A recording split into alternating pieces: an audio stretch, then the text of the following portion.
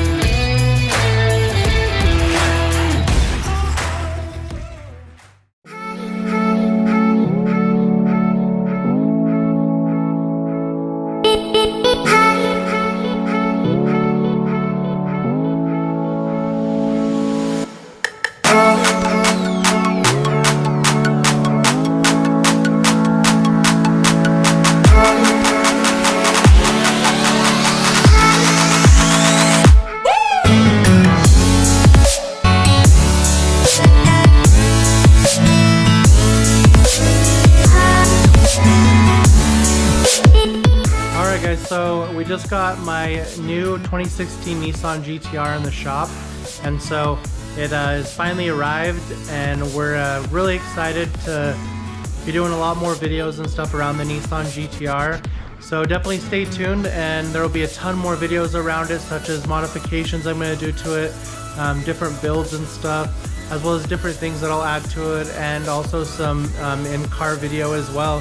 So hope you guys have liked this video, and go ahead and hit the like and subscribe button.